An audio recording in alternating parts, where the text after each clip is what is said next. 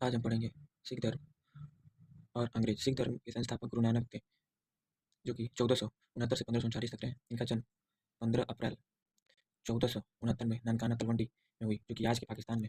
गुरु नानक के पिता का नाम मेहता कालूराम था। इनके माता का नाम में तृप्ति देवी थे और इनके पत्नी सुलक्षणी थी। गुरु नानक ने ही संगत यानी धर्मशाला और पंगत यानी लंगर की शुरुआत की। गुरु नानक का निधन 1539 में करतारपुर में हुआ। ये बाबर व हुमायूं के समकालीन थे। सिख धर्म के दूसरे गुरु हुए गुरु अंगद। ये 1539 से 1552 तक रहे। इनका मूल नाम लहना था। गुरु अंगद का मूल नाम लहना था। गुरु अंगद ने ही गुरुमुखी लिपि की शुरुआत की। गुरु अंगद लंगर व्यवस्था को स्थायी कर दिया। गुरु अंगद शेर शाह के समकालीन थे। सिख धर्म के तीसरे गुरु हुए गुरु अमरदास। इनका शासनकाल 1552 से 1574 तक रहा। ये अकबर के समकालीन थे। अमरदास ने सती प्रथा का विरोध किया। अमरदास की पुत्री बीबी भानु को 500 गांव दिए अकबर ने दान में। तत्पश्चात अमरदास के पुत्र ने गद्दी के लिए विरोध कर दिया, तो अमरदास ने अपने शिष्य यानी अपने दामाद रामदास को उत्तराधिकारी बना दिया। सिख धर्म के चौथे गुरु हुए गुरु रामदास। ये 1574 से 1581 तक रहे। गुरु रामदास ने 1577 में अमृतसर नगर की स्थापना की। गुरु रामदास ने गुरु पद को समाप्त कर पौत्रिक बना दिया। मतलब अपने बेटे के बेटे को बनाने को ही पौत्रिक कहा जाता है। गुरु रामदास अकबर के समकालीन थे। सिख धर्म के पांचवें गुरु हुए गुरु अर्जुन देव। जैसा कि आप देख सकते हैं, सिख धर्म का पांचवें गुरु गुरु अर्जुन देव थे। इन्होंने 1581 से 1606 तक शासन किया।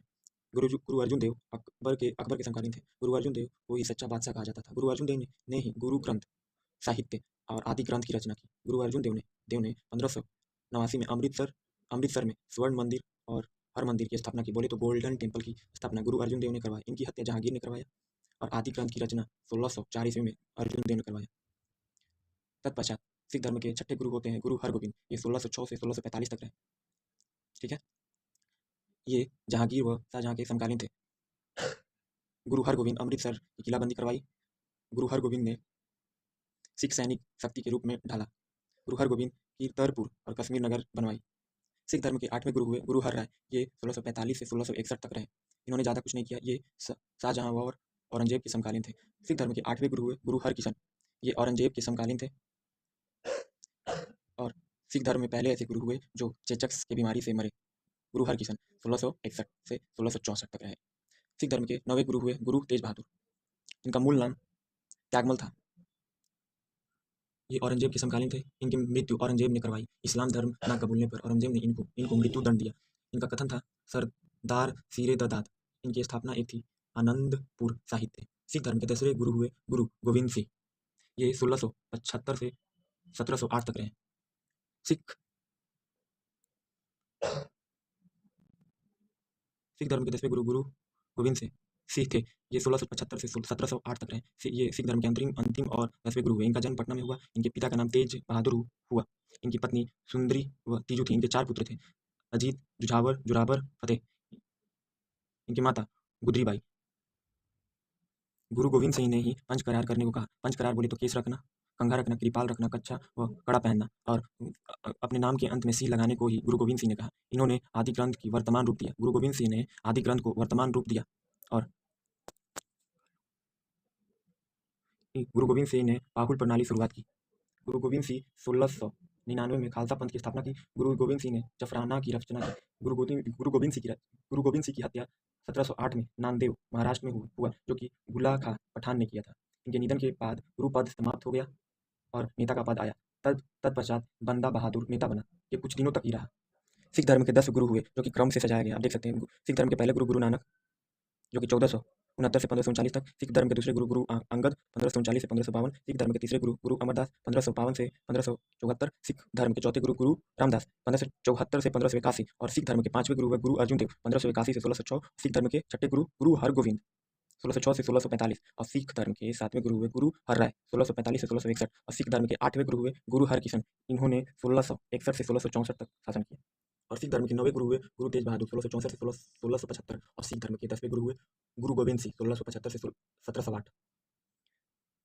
क्रम से सजाया गया सिख धर्म के शासकों के। गुरु नानक, गुरु अंगद, गुरु रामदास, गुरु नानक, गुरु अंगद, गुरु अमरदास, गुरु रामदास, गुरु अर्जुन देव, गुरु हरगोविंद, गुरु हर राय, गुरु हरकिशन, गुरु तेज बहादुर।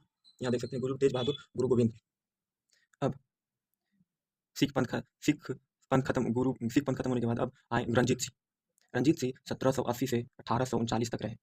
ये सुकरचकिया मिसल की प्रमुख थे। सुकरचकिया मिसल मिसल के प्रमुख कौन था? रंजीत सिंह। इनके 7 पुत्र थे। इनके पिता महासिंह थे।